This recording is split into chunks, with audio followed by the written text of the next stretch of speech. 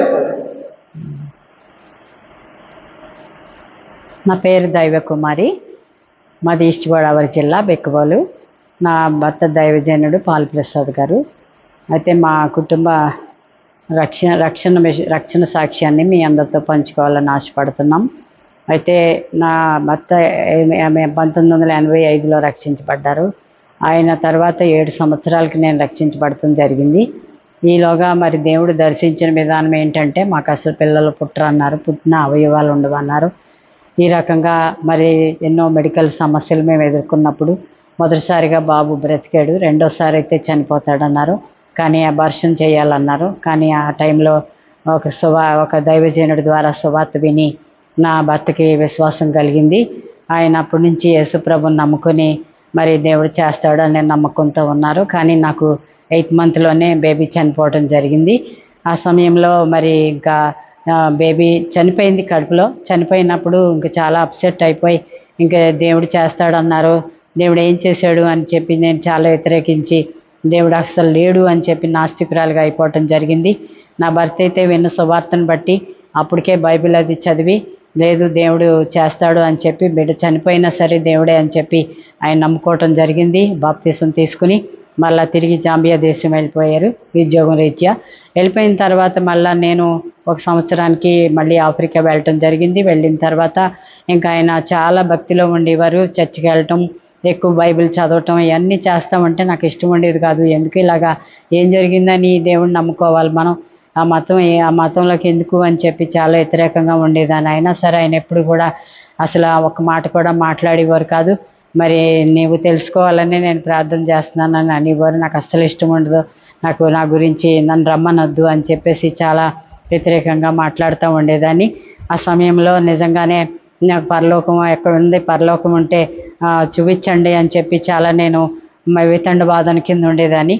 అయితే ఉన్నది అని చెప్పేసి అనేవారు. ఎవరు వెళ్ళారు, ఎవరు చూసారు ఆ పరలోకం, ఎవరు నమ్ముతారు అని చెప్పేసి నేను అలా వ్యతిరేకించేదాన్ని. అయితే ఎన్ని వాదనలు జరిగాయి. తర్వాత నాకు ప్రెగ్నెన్సీ వచ్చింది.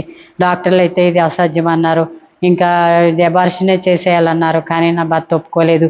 ఆ బైబిల్లోనే కొన్ని మాటలు తీసి నాకు చెప్పడం జరిగింది. ఆ రాత్రి చెప్పి, లేదు నువ్వు నమ్ము, యేసు ప్రభుని తప్పకుండా మనకు బిడ్డనిస్తారు అంటం జరిగింది. ఆ రాత్రి అంతా నేను ప్రార్థన చేసినప్పుడు దేవుడు నిజంగానే ఉదయానికి ఎంతో నెమ్మదిచ్చి, నిజంగానే దేవుడు చేస్తాడు అనే నమ్మకంతో నేను ఆ విధంగానే సరే అని చెప్పేసి అన్నప్పుడు మళ్ళీ మేము ఇండియా రావటం జరిగింది వైద్యరీత్యా. అప్పుడు డాక్టర్స్ అయితే చూసి స్కానింగ్ చేసినప్పుడు బేబీ బాగానే ఉందని చెప్పారు. అయితే నేను అనుకున్నాను, ఈ 3 నెలలకి ప్రేయర్ ద్వారా దేవుడు నెమ్మది ఇచ్చారని నేను అనుకున్నాను. డాక్టర్ అయితే ఇంకా మందులు పనిచేయవు, కానీ ఎనీ టైం ఏదన్నా జరగచ్చు, కానీ ఏ దేవుడో ఆ దేవుడు, మీరు కూడా ప్రార్థన చేసుకోండి అని చెప్పడం జరిగింది. ఆ విధంగా మేము మెడికల్గా ఏమీ వైద్యం లేదు, కానీ మా ఇంట్లో అందరూ కూడా ఎందుకు వచ్చింది, అబార్షన్ చేసేయచ్చు కదా, ఇంకా ఒక పిల్లోడు ఉన్నాడు కదా అని చెప్పేసి మా ఇంట్లో వాళ్ళు కూడా చాలా వ్యతిరేకించేవారు. అయినా సరే ఇంకా నా భర్త అయితే ఇంకా ఆయనకి పూర్తి నమ్మకం దేవుడు చేస్తాడు అని. అయితే దేవుడు అవయవాలు ఇవ్వగలడు, దేవుడు ఏమన్నా చేయగలడు. కాబట్టి అన్ని అవయవాలు రావు అంటున్నారు, కానీ దేవుడు ఇస్తాడు. అలా ఇచ్చి నాకు బిడ్డనిస్తే నీ సేవ చేస్తానని అనటం జరిగింది. అలాగ డెడికేషన్ చేసుకున్నారు. ఆ విధంగా ప్రార్థన చేస్తున్నాము. 88వ సంవత్సరంలో ఆపరేషన్ చేసి బాబుని తీసినప్పుడు చాలా హెల్తీగా పుట్టాడు. డాక్టర్లు అందరూ కూడా ఆశ్చర్యపోయి, నిజమే మరి మీరు అనుకున్నంత సీరియస్ కండిషన్ ఏమీ లేదు, అంతా బాగుంది అని చెప్పడం జరిగింది. అది కేవలము దేవుడి వల్లే జరిగిందని మాత్రం మేము నమ్మాము. అది నిజంగా అద్భుతం చేశారు. నిజంగానే అవయవాలు ఉండవన్నారు, అవయవాలు ఇచ్చారు. రక్తం కూడా పాడైపోద్ది అన్నారు, కానీ రక్తం మరి దేవుడే పోసి నిజంగా బ్రతికించారని నాకు చాలా నమ్మకం వచ్చింది ఆ బిడ్డను చూసినప్పుడు. అయితే మరి ఆ బిడ్డ పుట్టిన తర్వాత మరి నా భర్త అయితే సేవ చేస్తానని అన్నారు, కానీ మళ్ళీ కొద్ది రోజులు నేను జాంబియా వెళ్ళి ఉద్యోగం చేసి తర్వాత నేను సేవలోకి వస్తాను అనుకుని వెళ్ళిపోవటం జరిగింది.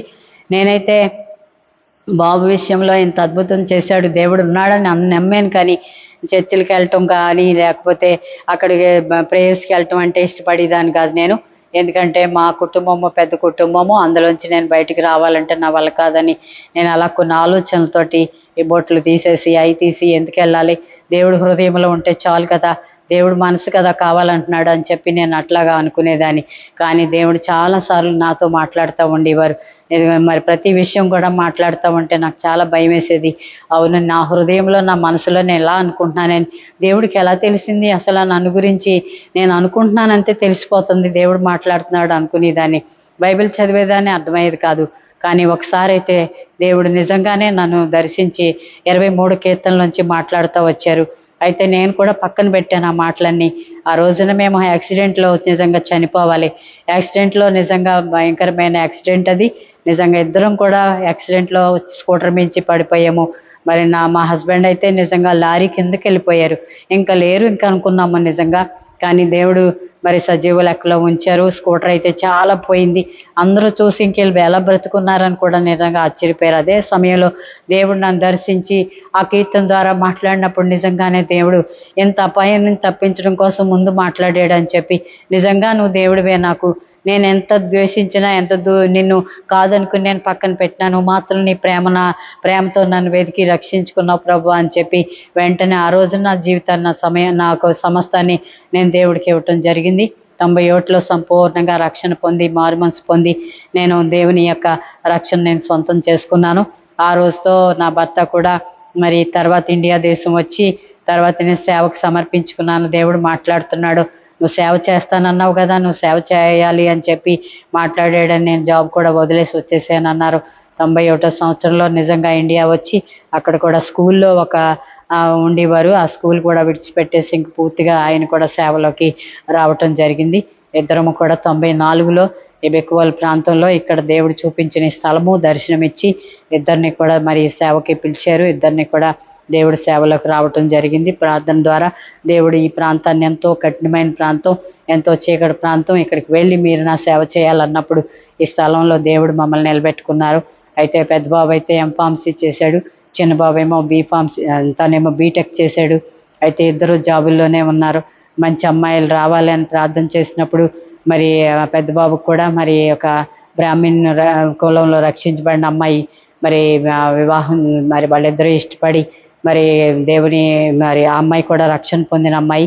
మరి సేవకి మాకు సహకారంగా ఉండే అమ్మాయిలు రావాలని మేము ఎంతో ప్రార్థన చేసినప్పుడు దేవుని మహిమ కోసము ఆ బాబుని కూడా దేవుడు ఆ విధంగా మంచి భార్యని ఇచ్చారు. ఒక బాబు వాళ్ళకి. వాళ్ళు ఇప్పుడు అమెరికా దేశంలో ఉన్నారు. అయితే వాళ్ళు కూడా సేవ చేయాలని నిర్ణయించుకుంటున్నారు. దేవుడు పిలిస్తే వస్తామని వెంటనే వాళ్ళు కూడా సిద్ధపడుతున్నారు. రెండో బాబు విషయంలో కూడా తను మరి ఇన్ఫోసిస్లో బీటెక్ చదివిన తర్వాత ఉద్యోగం వచ్చింది. తాను కూడా మంచి భార్య రావాలని ప్రార్థన చేసినప్పుడు అమ్మాయి కూడా సుష్మా తన పేరు. మరి ఇద్దరు కూడా ఇన్ఫోసిస్లోనే పనిచేస్తున్నారు. వాళ్ళు న్యూజిలాండ్లో ఉన్నారు. వాళ్ళకి ఒక పాప. ఇలాగ కుటుంబాలను కట్టాడు దేవుడు. మరి ఆ విధంగా అన్య జనాంగం మధ్య దేవుడికి మహిమ కోసం మరి నిజంగా ఈ కార్యాలన్నీ జరిగించారు. మా కుటుంబాలైతే అందరూ విగ్రహారాధికులే, అందరూ బాబాలతో ఉండేవాళ్ళే. కానీ వాళ్ళందరూ కూడా ఇన్ని సంవత్సరాలు మేము చేసే ఈ సేవ, ఈ పరిచర్య ద్వారా వీళ్ళు దేవుడు గొప్పోడే అంటున్నారు. ఇంకా కొంతమంది రక్షించబడుతున్నారు, ఇంకా కొంతమంది రక్షించబడలేదు.